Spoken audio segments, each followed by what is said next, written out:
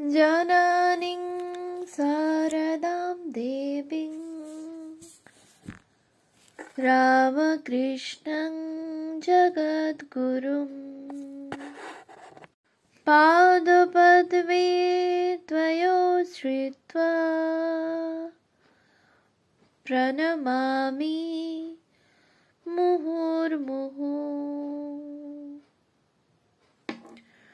পূজনীয় স্বামী গম্ভীরানন্দজির রচনা শ্রীমা সারদা দেবী গ্রন্থ থেকে পাঠ।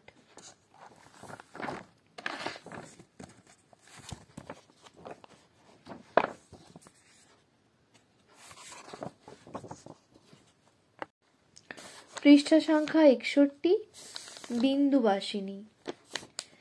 শ্রী মাকে আমরা পূর্বে যখনই কামারপুকুর এবং দক্ষিণেশ্বরে শ্রী রামকৃষ্ণ সকাশে দেখিয়াছি, তখনই তাহার শাশুড়ি, ভৈরবী ব্রাহ্মণী, মধ্যম জা অথবা ভাগিনের হৃদয় প্রভৃতি তাহার গতিবিধি অনেকাংশে নিয়ন্ত্রিত করিতেন। সুতরাং শ্রী রামকৃষ্ণের সহিত তাহার সম্পর্ক যতই নিবিড় হোক না কেন, উহার বহিঃপ্রকাশে একটা অস্বাচ্ছন্দ্য ছিল। বর্তমানে আমরা সেই দৈব সম্পর্ককে পাইব তাদৃশ সংকোচ হইতে মুক্ত, স্বাধীন সৌন্দর্য বিলাস মধ্যে, অথচ সে স্বাতন্ত্র্যের মধ্যে কোনো ফেনিলতা নাই, কোনো উদ্বেলতা নাই।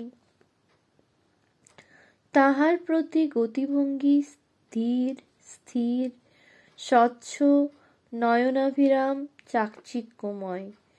এই স্বাধীনতার মধ্যেও লজ্জাপটাবৃতা পবিত্রতা স্বরূপিণী শ্রী মায়ের সাত্ত্বিক ক্রিয়াবলী কি অপূর্ব রূপ ধারণ করিয়াছিল, তাহা প্রণিধানযোগ্য। দক্ষিণেশ্বরে শম্ভু মল্লিকের নির্মিত গৃহে শ্রীমায়ের অবস্থানকালের কথা ছাড়িয়া দিলে তাহার তথাকার অবশিষ্ট জীবন অল্পয়াতন নহবতেই কাটিয়াছিল। ব্যবহারিক দৃষ্টিতে সে বড়ই কষ্টের জীবন। শ্রী মায়ের বিভিন্ন সময়ের উক্তি হইতে তাহা স্পষ্ট প্রতীত হয়। তিনি বলিয়াছিলেন, ঠাকুরের সেবার জন্যে যখন নবদখানায় ছিলুম, তখন কি কষ্টেই না ছোট ঘরখানিতে থাকতে হতো। তারই ভিতর কত সব জিনিসপত্র, কখনো কখনো একাও ছিলুম। মধ্যে মধ্যে গোলাপ, গৌরীদাসী এরা সব থাকত।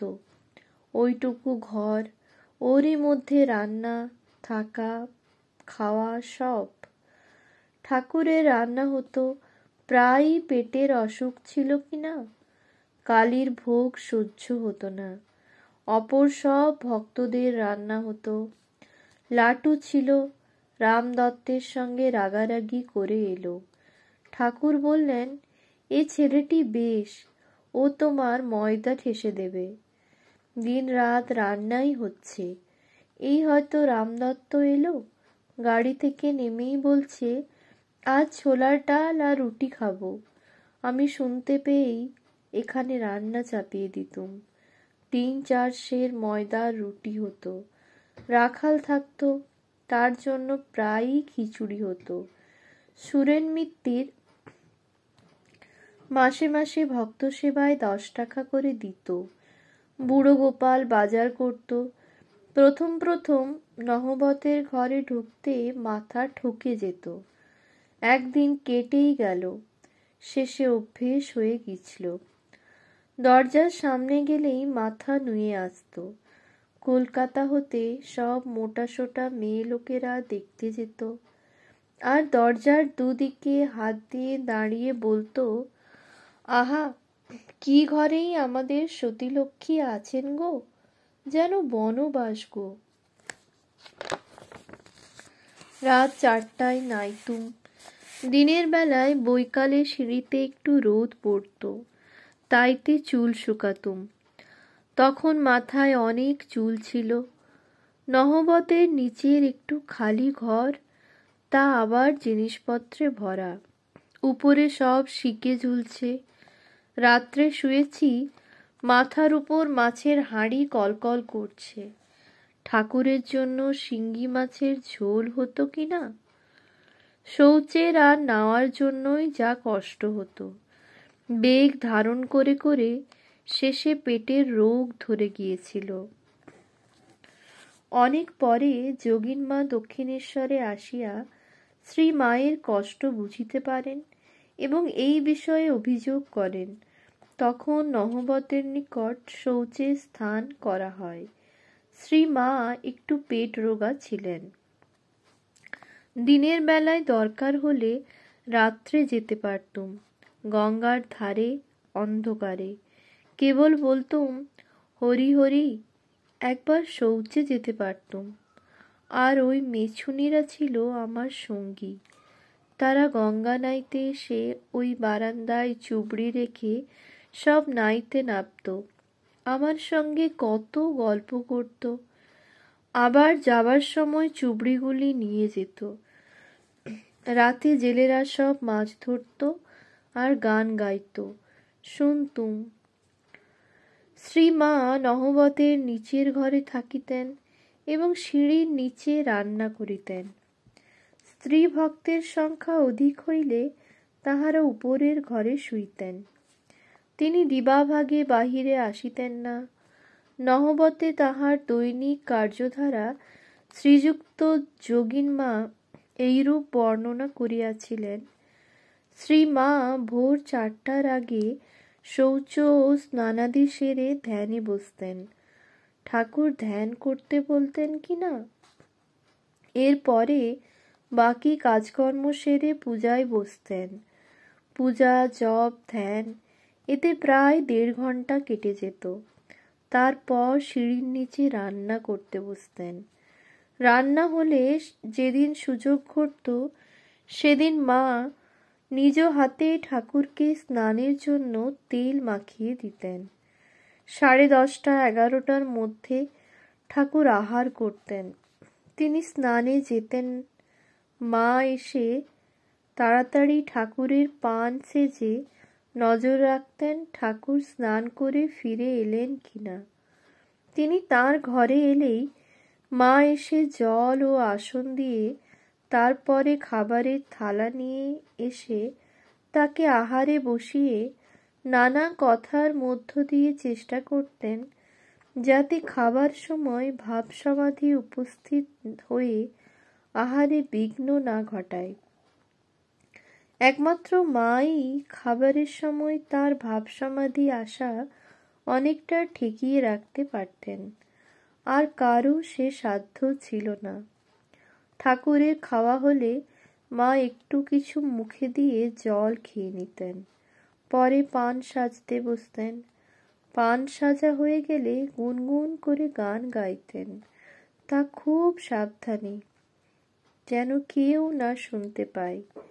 এরপরে কলের সেই একটার বাঁশি বেজে উঠত, যাকে ঠাকুরের মা বৃন্দাবনে কৃষ্ণের বাঁশি বলতেন। তাই শুনে তিনি খেতে বসতেন। সুতরাং 1:30, 2টোর আগে কোনো দিনই মায়ের খাওয়া হতো না। আহারের পরে নামমাত্র একটু বিশ্রাম করে সিঁড়িতে চুল শুকোতে বসতেন 3টে নাগাদ। তারপর আলো টালো ঠিক করে তোলা জলে নম নম করে মুখ হাত ধুয়ে কাপড় কেচে সন্ধ্যার জন্য প্রস্তুত হতেন। সন্ধ্যা এলে আলো দিয়ে ঠাকুর দেবতার সামনে ধুনো দেখিয়ে মা ধ্যানে বসতেন। এরপরে রাত্রের রান্না, সকলকে খাওয়ানো সেরে মা আহার করতেন। তারপর একটু বিশ্রাম করে শুয়ে পড়তেন।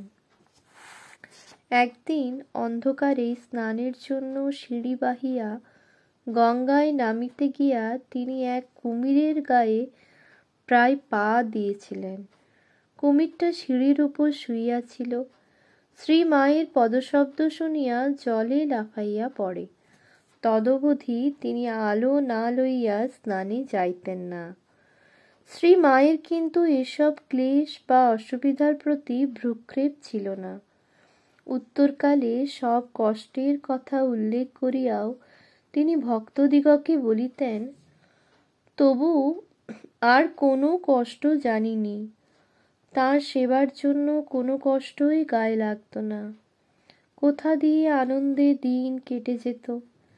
কেহ হয়তো ভাবিবেন, এই আনন্দে থাকার মধ্যে শ্রী মায়ের কোনো কৃতিত্ব নাই, কারণ যে আনন্দময় পুরুষের আকর্ষণে দূর দূরান্ত হইতে আগত স্ত্রী ও পুরুষ ভক্তবৃন্দ তাহার কথামৃত পানে সংসারের জ্বালা যন্ত্রণা এককালে ভুলিয়া দিনের পর দিন দক্ষিণেশ্বরে কাটাই থাকিয়া যাইত, তাহার নিকটে অবস্থান তো সৌভাগ্যের কথা। এই প্রকার যুক্তি সম্বলিত চিন্তাধারা আপাতত যতই চমৎকার মনে হোক না কেন, বাস্তব জীবনে কয়জন এরূপ আকর্ষণ বোধ করেন? ঠাকুরের লীলাকালেই বা কয়জন এই রসের মর্ম উপলব্ধি করিয়াছিলেন এবং রসজ্ঞদের কয়জন এইভাবে দিনরাত দক্ষিণেশ্বরে পড়িয়া থাকিতে পারিয়াছিলেন?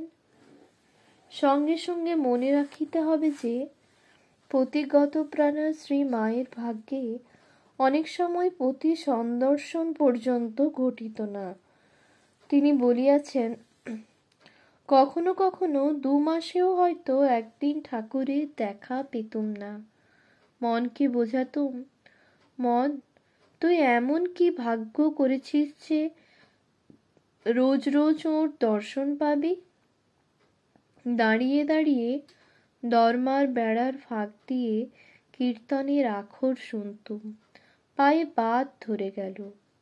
সুদীর্ঘকাল একই স্থানে দাঁড়াইয়া এক ক্ষুদ্র ছিদ্রের মধ্য দিয়া শ্রী রামকৃষ্ণের লীলা সন্দর্শনে আনন্দ উপভোগ করিতে গেলে দর্শকের অন্তরকে কোন পবিত্র সাত্ত্বিক স্তরে তুলিয়া রাখিতে হয়, তাহা পাঠক একটু ভাবিয়া দেখিবেন কি?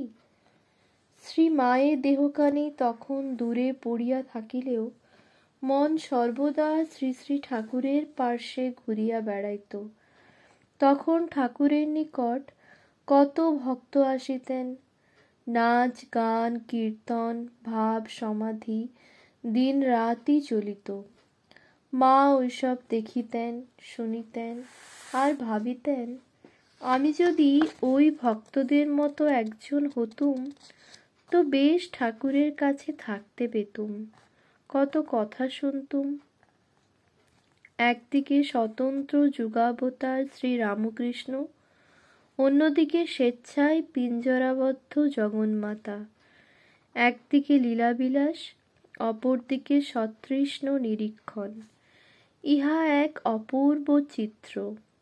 এই সুখ দুঃখ মিশ্রিত নিকটে থাকিয়াও অতি দূরে অতিবাহিত জীবনের সমস্ত সুবিধা অসুবিধার কথা ভুলিয়া শ্রী মায়ের হৃদয়ে শুধু এইটুকু স্মৃতিটুকুই সর্বদা জাগিয়া থাকিত, কি আনন্দেই ছিলুম। কত রকমের লোকই তাঁর কাছে আসত। দক্ষিণেশ্বরে যেন আনন্দের হাট বাজার বসে যেত। শ্রী রামকৃষ্ণ অবশ্য মায়ের প্রতি উদাসীন ছিলেন না, বরং তাহার সুখ স্বাচ্ছন্দ্যের জন্য বিশেষ আগ্রহান্বিত ছিলেন। চারিদিকে দরমা ঘেরা অতি ক্ষুদ্র কক্ষখানিকে তিনি খাঁচা আখ্যা দিয়াছিলেন। এই খাঁচায় তাহার ভ্রাতুষ্পুত্রী লক্ষ্মীও মাঝে মাঝে থাকিতেন। ঠাকুর রহস্য করিয়া তাহাদিগকে সুখ ও সারি বলিতেন। মা কালীর প্রসাদ ঠাকুরের ঘরে নামিলে তিনি রামলাল দাদাকে বলিতেন, ওরে, খাঁচায় সুখ সারি আছে, ফলমূল ছোলা টোলা কিছু দিয়ে আয়। অপরিচিত লোকেরা ভাবিত সত্যই পাখি আছে। মাস্টার মহাশয় পর্যন্ত প্রথমে এই ভ্রমে পড়িয়াছিলেন। লক্ষ্মী দিদির অনুপস্থিতকালে শ্রী মায়ের পায়ের বাত ও সঙ্গিনীহীন জীবন ঠাকুরকে খুবই ভাবাইয়া তুলিত। তিনি তাহাকে পরামর্শ দিতেন, বুনো পাখি খাঁচায় রাত দিন থাকলে বেঁতে যায়, মাঝে মাঝে পাড়ায় বেড়াতে যাবে। শুধু এইখানেই নিবৃত্ত না হইয়া দ্বিপ্রহরে আহারের পর মন্দিরোদ্যান জনশূন্য হইলে তিনি তাহাকে কালীবাটির খিড়কির দরজা দিয়া বাহিরে গিয়া কিছুকাল নিকটবর্তী পাড়ে গিন্নিদের বাড়িতে বেড়াইয়া আসিতে বলিতেন। সেখানে আলাপাদি করিয়া আরতির পরে পঞ্চবটী নির্জন হইলে শ্রী মা আবার নহবতে ফিরিতেন। শ্রী মায়ের সহিত ঠাকুরের সম্বন্ধ কত ঘনিষ্ঠ তাহা লৌকিক আচারে প্রকাশের জন্যই যেন ঠাকুর কখনো কখনো রহস্যাভিনয় করিতেন। একবার শ্রী রামকৃষ্ণ ও জনৈক ভক্তের মধ্যে কাহার বর্ণ উজ্জ্বলতর এই বিষয়ে বিতর্ক উঠিলে শ্রী মাকেই মধ্যস্থ সাব্যস্ত করা হইল। ঠাকুর শ্রী মাকে বলিয়া রাখিলেন যে প্রতিদ্বন্দ্বী দুইজন ঠাকুরের ঘর হইতে পঞ্চবটীর দিকে হাঁটিয়া যাইবার সময় তাহাদের বর্ণ দেখিয়া তাহাকে সিদ্ধান্ত করিতে হইবে। শ্রী রামকৃষ্ণের অঙ্গের বর্ণ তখন তপ্ত কাঞ্চন সদৃশ, বাহুর স্বর্ণকবচের সহিত মিলিয়া যায়। শ্রীমা তথাপি নিরপেক্ষ বিচারকের ন্যায় রায় দিলেন, অপর ব্যক্তি কিছু অধিক ফর্সা। একদিন এক বালক ভক্ত শ্রী মাকে বলে যে স্বামী শারদানন্দজির মতে ঠাকুর খুব ফর্সা ও সুন্দর ছিলেন না। ইহাতে শ্রী মা বলেন, শরৎ কি জানে ওরা ঠাকুরকে কবে দেখেছে? যখন তিনি নিজের রূপ ভেতরে সংবরণ করেছিলেন তখন তারা দেখেছে। লোকে নরেনের রূপ দেখেই ফেটে মরে, যদি ঠাকুরের আগের রূপ দেখত তো পাগল হয়ে যেত। ওম শান্তি শান্তি শান্তি।